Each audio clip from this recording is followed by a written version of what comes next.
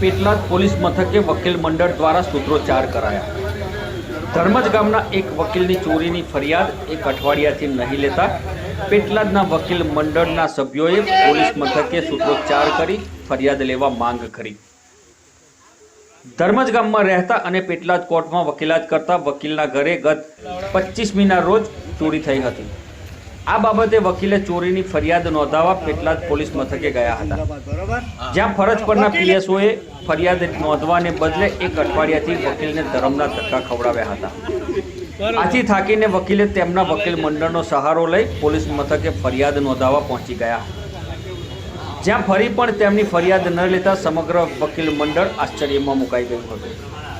જો વકીલની ફરિયાદ લેવામાં પોલીસ આવું કરતી હોય તો સામાન્ય લોકોને કેવી રીતે ન્યાય મળે, તેવો અહેસાસ થઈ જતા સમગ્ર વકીલ મંડળે પોલીસની કાર્યવાહી સામે પ્રશ્નો ઉઠાવ્યા હતા અને ફરિયાદ ન લેતા પોલીસ સામે ભારે સૂત્રોચ્ચાર કર્યા હતા અને પેટલાદ પોલીસ મથકે વારંવાર ધક્કા ખાવા છતાં તેમની ફરિયાદ લેવાતી નથી તેવો આક્ષેપ પણ કર્યો હતો।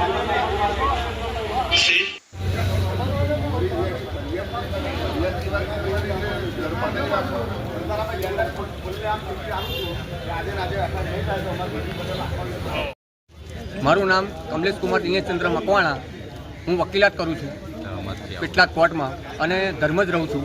મારા ઘરે તારીખ 25 તારીખના રોજ ચોરી થયેલી, 25/7ના રોજ સવારે 4થી 5ની વચ્ચે।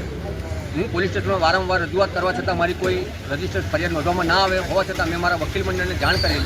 મારા વકીલ મંડળના મિત્રોએ મને સપોર્ટ કરવા માટે અમે આજે 11 વાગ્યાથી પોલીસ સ્ટેશનમાં આવેલા, કોઈ જવાબદાર અધિકારી હાજર નથી અને કોઈ અમને સાચો જવાબ આપતા નથી અને હવે એવું કહેવામાં આવે છે 5 મિનિટમાં આવું છું, 5 મિનિટમાં આવું છું, પણ કોઈ આવતું નથી। અમે 1 કલાક ત્યાં પોલીસ સ્ટેશનમાં ઊભા રહ્યા છીએ। જો અમારા વકીલોની આવી પરિસ્થિતિ હોય તો આમ આદમીનું શું?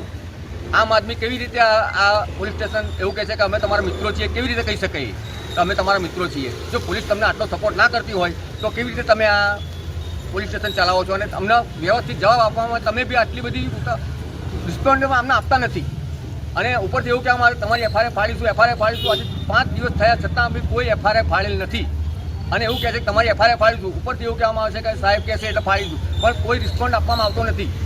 તો આમ આદમી માટે કેવી રીતે આ પોલીસ મિત્ર બનશે? અને ઉપરથી ના પાડી એવું કહે છે કે સાહેબ એવું કહે છે કે ઉપરથી ના પાડવા પીઆઈ, અત્યારે પીઆઈ બી હાજર નથી પોલીસ સ્ટેશનની અંદર। અમે 1 કલાકથી ફોન કર્યો એમને કે ભાઈ હું આવું છું એવું કહે છે, કોઈ આવતું નથી, હજુ સુધી કોઈ આવ્યું નથી।